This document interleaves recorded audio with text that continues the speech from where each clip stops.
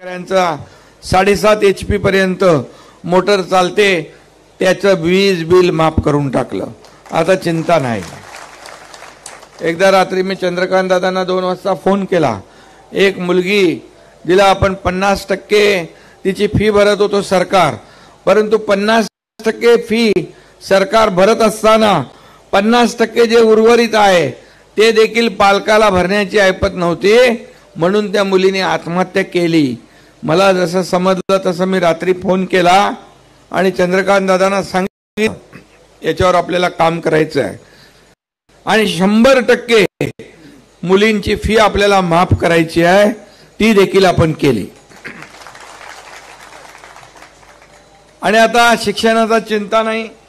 उच्च शिक्षण घ्यायचं आहे, कुणाला इंजिनियर व्हायचं आहे, डॉक्टर व्हायचं, कुणाला काय व्हायचं आहे, सरकार त्याचे पैसे भरणार. आणि म्हणून अशा प्रकारच्या योजना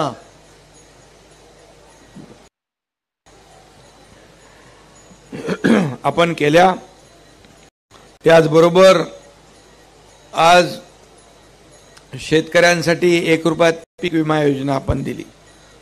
मगाशी प्रशांतजी म्हणाले की शेतकरी सन्मान योजना आहे, ते 6,000 केंद्र, 6,000 आपले, 12,000 रुपये वर्षाला शेतकऱ्याला देण्याचा निर्णय आपल्या सरकारने घेतला.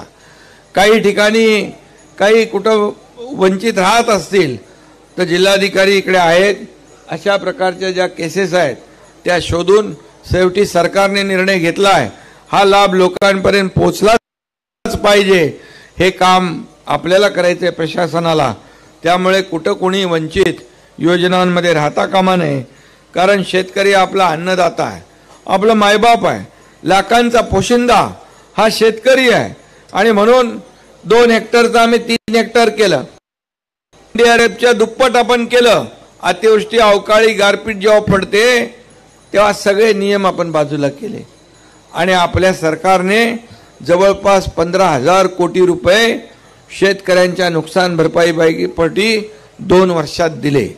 आज आपल्याला मी सांगतो, अनेक ज्या योजना शेतकऱ्यांच्या आहेत जवळपास त्याला 44,000 कोटी रुपये आपल्या सरकारने त्यांच्यासाठी या ठिकाणी खर्च केलेले आहेत. आणि म्हणून बळीराजा जो आहे, नेहमी आम्ही कुठेही गेलो तरी एकच मागणं मागतो, आमच्या बळीराजावरचं संकट दूर होऊ दे, चांगला पाऊस पडू दे, चांगली शेती होऊ दे, त्याला समृद्ध होऊ दे, त्याच्या मुलाबाळांना चांगले दिवस येऊ दे. दुसरं काही मागत नाही आम्ही. आणि म्हणून हा बळीराजा जो आहे, अनेक योजना आपण केल्यात. ठिबक सिंचन योजना, मागेल त्याला शेततळं, आता मागेल त्याला सोलर, आता दिवसा वीज आपण देणार आहोत. आज शेतकऱ्यांना जे पाहिजे ते देण्याचं काम आपण करतो. शेवटी हा वारकरी कोण आहे? हा पंढरपूरच्या पांडुरंगाचं दर्शन घ्यायला आलेला हाच वारकरी आहे. हा शेतकरीच वारकरी आहे. आणि त्यामुळे सरकार शेतकऱ्यांच्या बाजूचं आहे. आपल्याला एवढंच मी सांगतो. आता इथे बघितलं, मगाशी ते डाळिंब दाखवली, समाधान वाटलं. कारण एक प्रगतशील शेतकरी तयार करण्याचं काम अशा प्रकारच्या कृषी प्रदर्शनातून होत असतं. मी त्या ट्रॅक्टरचं उद्घाटन केलं. ते ट्रॅक्टरचा भला मोठा मजबूत ट्रॅक्टर आहे आणि तो शेतीसाठी एवढा उपयोगी पडेल की मला वाटतं आपल्याला अशा जे काय आपण अवजारं देतो आपण सरकारच्या माध्यमातून, त्याला आपण सबसिडी देतो. कारण याचं कारण की शेतकऱ्याचं उत्पन्न डबल झालं पाहिजे. मेहनत जेवढी आपण करतो त्याच्यापेक्षा दुपटीने आपल्याला उत्पन्न मिळालं पाहिजे. यासाठी सरकार अनेक योजना आपल्याकडे आणती आहे. आणि म्हणून मी देखील एका शेतकऱ्याचा मुलगा आहे, म्हणून गावाला गेलो की पहिला मी जातो शेतीमध्ये. मग मला म्हणतात हेलिकॉप्टरमधून जाऊन शेती करतो. मग तुम्ही मला सांगा, गाडी चालवत 10 तास चालू गाडी, मग 10 तासात मी किती 1000 लोकांची कामं करू शकतो ना. मग पण तिथं गेल्यावर शेतकरी असल्यामुळे शेतातला माझा तिकडे पाय वळतो आणि हातही मातीमध्ये वळतात. शेवटी मला देखील शेतकऱ्याच्या बद्दल, आम्हाला सगळ्यांना, सरकार, चंद्रकांत दादा काय, आम्ही सगळे काय, शेवटी शेतकऱ्याची मुलं आहोत. आणि म्हणून शेतकऱ्याचं जे काय दुःख वेदना ज्या आहेत त्या समजून घेऊन त्याच्यावर निर्णय घेणारे आपण आहोत. आणि मग शेतकऱ्याला देताना आम्ही कधी हात आकडता घेत नाही. आता सोयाबीन आणि कापूसच्यासाठी आपण 5,000 कोटी ठेवलेत, दुधाला 5 रुपये आपण दिलेत, आता वाढवून आणि त्याचबरोबर आणखी जे केंद्र सरकारशी आम्ही जे काय त्यांच्याशी निगडीत जे प्रश्न आहेत ते देखील आम्ही मोदी साहेबांना आणि अमित शाह साहेबांना सांगणार आहोत की आमच्या महाराष्ट्रामध्ये हे जे काही प्रश्न आहेत हे केंद्र आणि राज्य सरकार मिळून आपल्याला सोडवायला पाहिजे.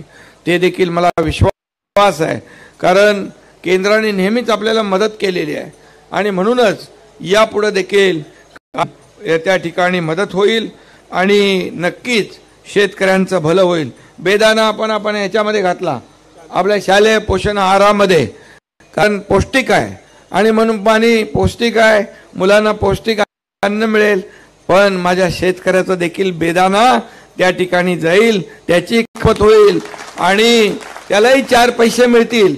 हा डबल आमचा स्वार्थ आहे, बाकी काही नाही. आणि म्हणून शेतकऱ्याला जे जे काही आम्हाला करायचं आहे ते नक्की आम्ही करतोय. बळीराजा कृषी सवलत योजनेतून कृषी पंपांना देखील आम्ही आता मगाशी मी म्हटलं की मोफत वीज देण्याचा निर्णय घेतला आम्ही आणि यामध्ये खऱ्या अर्थाने आपल्याला देखील प्रशांतराव यावेळेस सर्वोत्कृष्ट आपलं राज्य कृषी क्षेत्रात नंबर 1चा असा पुरस्कार देखील मिळाला आहे. देशातला सर्वात मोठा पुरस्कार जो सन्मान पुरस्कार आहे तो आपल्या राज्याला मिळाला आहे आणि म्हणून राज्यामध्ये देखील शेतकऱ्यांच्या ज्या काही योजना आहेत त्याला आपण मोठ्या प्रमाणावर चालना देतोय. पाशा पटेलने तर आपलं बांबूची लागवड केली. बांबू आपण दुर्लक्षित होता. आपण बांबू लागवडीमध्ये देखील मनरेगातून 7 लाख रुपये हेक्टरी आपण अनुदान देतो. 7 लाख रुपये. म्हणून बांबूचं देखील क्लस्टर आपल्याला करायला हरकत नाही. बांबूला का आपल्याला वाटलं बांबू काय, बांबू दुर्लक्षित होता, पण बांबूचे जे बाय प्रॉडक्ट आहेत आज पाहिल्यानंतर कितीतरी वस्तू त्याच्या बनतात.